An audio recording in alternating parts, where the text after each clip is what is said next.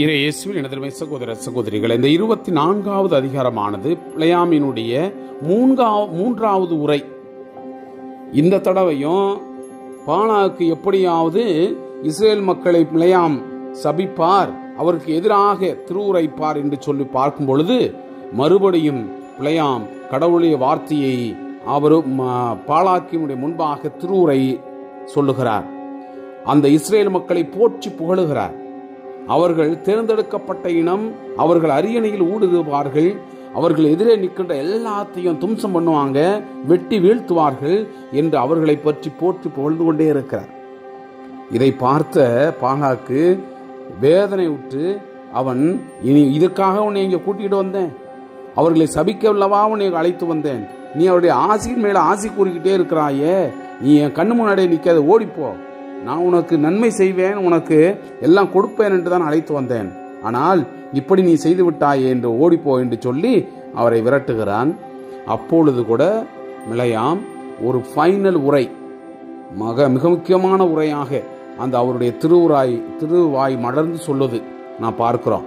அதாவது அவர் இங்கே இந்த காட்சியை பார்த்தோம்னா அவரை காண்பேன், அதாவது சொல்றாரு பாருங்க, கண் மூடாதவருடைய திருமொழி இது, நான் அவரை காண்பேன் ஆனால் இப்போதன்று, நான் அவரை பார்ப்பேன் ஆனால் அண்மையில் அன்று, யாக்கோப்பிலிருந்து விண்மீன் ஒன்று உதித்து இஸ்ரேலிலிருந்து செங்கோல் ஒன்று எழும்பும்.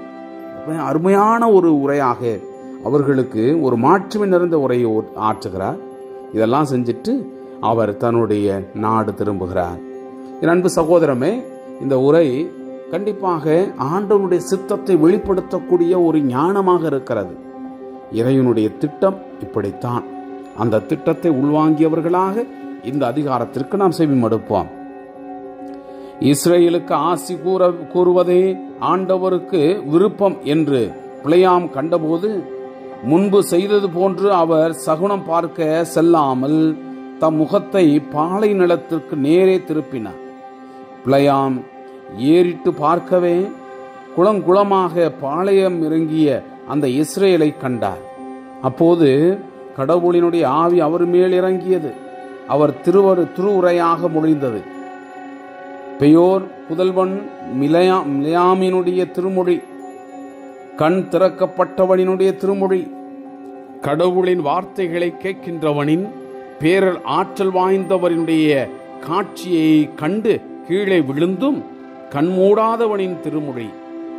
யாக்கோப்பே, உன் கூடாரங்களும், இஸ்ரேலே உம் இருப்பிடங்களும் எத்தனை அழகு வாய்ந்தவை, அவை விரிந்து கிடக்கும் பள்ளத்தாக்குகள் போன்றவை, ஆண்டவர் நட்ட அகில் மரங்கள் போன்றவை, நீர் அருகில் உள்ள அந்த கேதுரு மரங்கள் போன்றவை, அவனுடைய நீர்கால்களிலிருந்து தண்ணீர் ஓடும், அவன் வித்து நீர் திரளின் மேல் இருக்கும், அவனுடைய அரசன் ஆகாகை விட பெரியவன், அவனது அரசு உயர்த்தப்படும், கடவுள் அவனை எகிப்திலிருந்து கொண்டு வருகிறார், காண்டாம் மிருகத்தினுடைய கொம்புகளை கொடுத்திருக்கிறார், அவன் தன் எதிரிகளாகிய வேற்றினத்தாரை விழுங்கி விடுவான், அவர்கள் எலும்புகளை தூள் தூளாக நொறுக்குவான், அவர்களை தன் அம்புகளால் ஊடுருவ குத்துவான், அவன் துயில் கொண்டான், சிங்கம் போன்றும் பெண் சிங்கம் போன்றும் படுத்துக் கொண்டான், அவனை எழுப்பி விடுவோன் யார், உனக்கு ஆசி கூறுவோன் ஆசி பெறுவான், எனவே உன்னை சபிப்போன் சாபமடைவான்.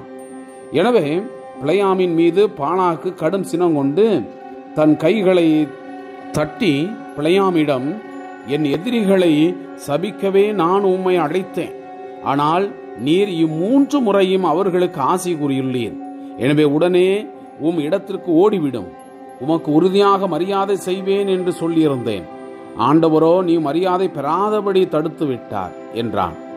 பிலேயாம் பாலாக்கு மறுமொழியாக கூறியது, நீர் என்னிடம் அனுப்பிய உம் தூதரிடம் நான் சொல்லவில்லையா, பாலாக்கு வீடு நிறைய வெள்ளியும் பொன்னும் தந்தாலும் ஆண்டவரின் வார்த்தையை மீறி சென்று என் விருப்பப்படி நன்மையோ தீமையோ செய்ய இயலாது, ஆண்டவர் பேசுவதையே பேசுவேன் என்று சொல்லவில்லையா, இப்போது நான் என் மக்களிடம் போகிறேன், வாரும், பிற்காலத்தில் இம்மக்கள் மக்களுக்கு என்ன செய்வார்கள் என்று உமக்கு தெரிவிப்பேன்.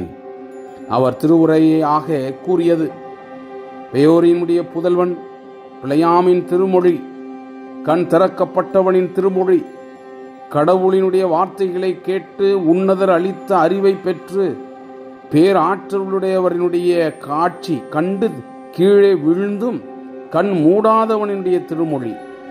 நான் அவரை காண்பேன், ஆனால் இப்போதன்று. நான் அவரை பார்ப்பேன், ஆனால் அண்மையில் அன்று. யாக்கோப்பிலிருந்து விண்மீன் ஒன்று உதிக்கும், இஸ்ரேலிலிருந்து செங்கோல் ஒன்று எழும்பும். அது மோவாபினுடைய நெற்றி புரையை நசுக்கும். செந்தின் புதல்வர் அனைவரையும் அழித்துவிடும்.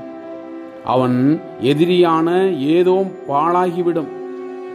செபீரும் கைப்பற்றப்படும். இஸ்ரேலோ வலிமையுடன் செயல்படும். யாக்கோப்பு ஆளுகை செய்வான். நகர்களில் எஞ்சியிருப்போர் அழிக்கப்படுவர்.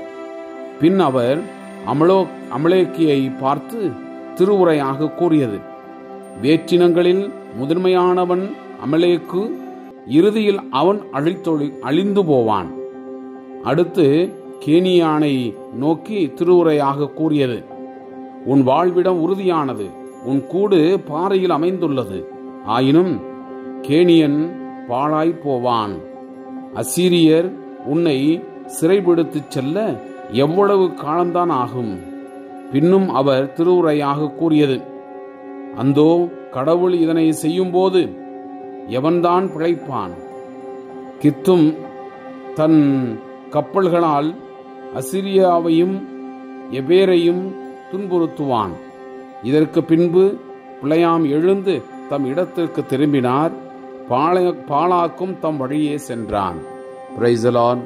இயேசுவுக்கே புகழ். மரியே வாழ்க.